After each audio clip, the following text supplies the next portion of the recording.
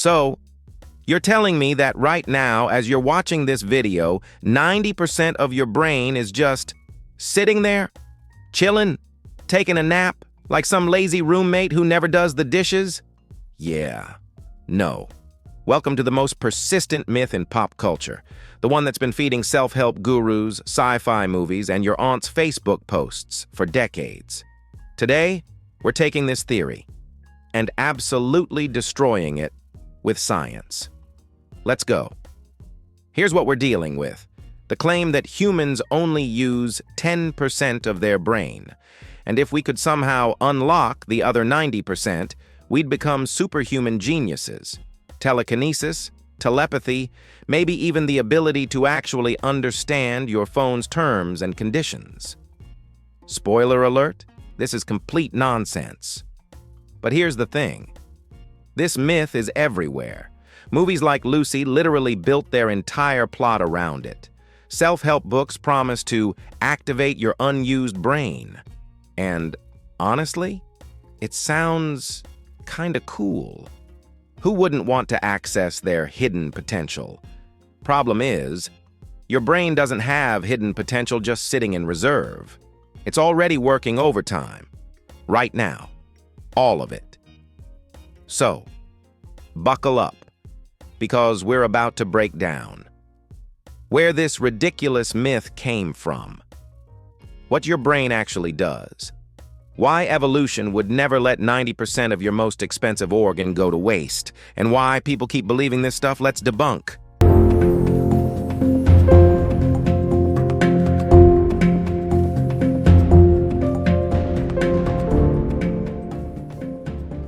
All right, so the story goes like this. Scientists have discovered that humans only use 10% of their brain capacity. The other 90%? Dormant, unused, just waiting.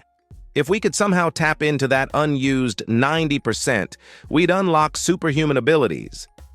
Sounds legit, right? I mean, they said scientists discovered it, so it must be true. Except, no scientist ever said this. Like ever. But that hasn't stopped Hollywood. In the movie Lucy, Scarlett Johansson's character gains access to more and more of her brain. And suddenly she can control matter, read minds, and turn into a USB stick. I'm not joking. She literally becomes a flash drive at the end. And don't even get me started on Limitless. One magic pill, boom. You're now using your full brain, and suddenly you can learn languages in 3 hours and become a stock market wizard. Here's the thing these movies won't tell you. If your brain worked like that, you wouldn't become a genius. You'd have a seizure, and probably die. But we'll get to that. The myth also shows up in corporate training seminars, motivational speeches, even some educational materials, which is honestly the most depressing part. Teachers accidentally spreading this to kids who then grow up thinking their brain is like a phone with 90% of its apps disabled. So where did this myth even come from? Okay, story time. The 10% myth likely started in the early 1900s, and it's a beautiful example of how one misunderstood statement can snowball into a century of nonsense. Number 1. William James, psychologist. William James once wrote that most people only fulfill a small fraction of their potential. He was talking about motivation, ambition, self-improvement, normal inspirational stuff. But somewhere along the line, someone read, "We only use a fraction of our potential," and thought, "Oh, so we only use a fraction of our brain." No, that's not what he meant. Early neuroscience confusion. In the early days of brain research, scientists discovered that damaging certain parts of the brain didn't always cause obvious problems, so they thought, maybe those parts aren't doing anything important. Spoiler, they were doing important things. We just didn't have the tools to measure it yet. It's like saying, I unplugged this cable and my computer still works, so it must be useless. Meanwhile, that cable was your Ethernet, and now you're wondering why Netflix is buffering. Glial cells. Scientists used to think glial cells, which make up about 90% of your brain's cells, were just support cells, like stagehands, not the stars of the show. Guess what? Glial cells are super important. They insulate neurons, regulate neurotransmitters, support brain health. They're basically the entire crew that keeps the show running. But someone heard 90% of brain cells are just support and ran with 90% of the brain is unused. Classic telephone game. So basically, the myth is a Frankenstein's monster stitched together from misquotes, outdated science, and a deep human desire to believe we have secret superpowers. We don't. All right, let's get into the real science. And trust me, the truth is way cooler than the myth. Your brain uses way more than 10%. Here's the deal. Even when you're just sitting there, staring at your phone, doing absolutely nothing productive, your brain is using about 20% of your body's total energy. Think about that. Your brain is 2% of your body weight, but it's burning through 20% of your calories. That's like having a tiny 3-pound toddler in your skull that demands a fifth of your lunch. If 90% of your brain were unused, why would your body waste that much energy keeping it alive? Evolution doesn't do charity work. If a part of your body isn't pulling its weight, evolution cuts it. That's why you don't have a tail anymore, Kevin. Brain imaging proves it. We have fMRI scans, PET scans, EEGs, all these fancy machines that let us watch the brain in action. And guess what? Every part of your brain shows activity, even when you're sleeping, even when you're resting. There's no big dark zone where 90% of your brain is just off. Sure, not every part is active at the same time. That would be a seizure, like I said earlier. But over the course of a day, every region gets used. It's like saying, you only use 10% of your house. No, dude, you use the whole house. Just not every room at once. You're not simultaneously in the kitchen, bedroom, and bathroom. That'd be weird. What different brain regions? Let's break it down. Frontal lobe, decision-making, planning, personality. You know, the stuff that makes you you and not a potato. Parietal lobe, processing sensory info. Touch, temperature, pain. The reason you know when you've stubbed your toe. Occipital lobe, vision. This is how you're watching this video right now. Temporal lobe, memory, hearing, language. This is why you can understand what I'm saying. Cerebellum, coordination, balance. This is why you don't fall over when you stand up, usually. Brainstem, breathing, heart rate, staying alive. Kinda important.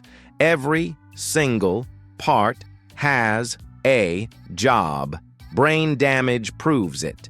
Here's the really grim proof. If you damage any part of the brain, something goes wrong. Stroke in the left hemisphere, you might lose the ability to speak.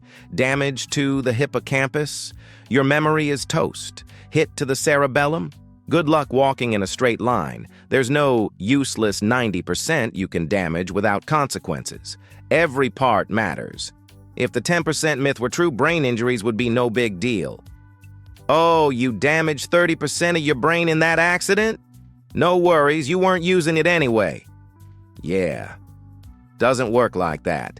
Okay, so if the science is this clear, why does this myth refuse to die? 1. It's flattering. Let's be honest. Believing you have untapped potential feels good. It means your struggles aren't because you've hit your limit. It's just because you haven't unlocked your full brain yet. It's the ultimate excuse. I'm not failing calculus because I'm bad at math. I'm just not using my whole brain yet. Sorry, but you are.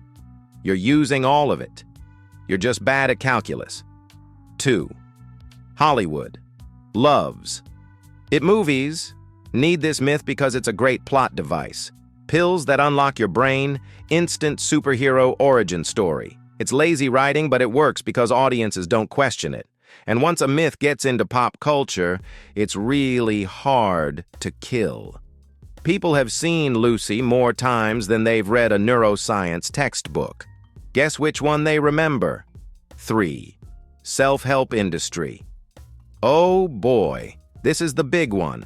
The self-help industry loves the 10% myth because it lets them sell you the solution. Unlock your brain's full potential with my $200 seminar.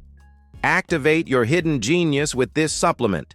Spoiler, the supplement is just caffeine and overpriced. 4. Misunderstanding. How the brain works. People think the brain works like a computer. You download a program, you use it, done. So if you're not actively using a brain region, they assume it's off. But the brain doesn't work like that. It's not Windows. You can't just open Task Manager and see left parietal lobe 0% usage. Your brain is constantly doing stuff in the background, regulating your heartbeat, filtering sensory input, storing memories, keeping you from peeing yourself. You're not conscious of it, but it's all happening. Let's wrap this up. The 10% brain myth is wrong. Completely, utterly, scientifically wrong. Brain imaging shows activity everywhere. Brain damage anywhere causes problems. Your brain uses 20% of your energy. Evolution wouldn't allow waste. No neuroscientist ever has said we only use 10%.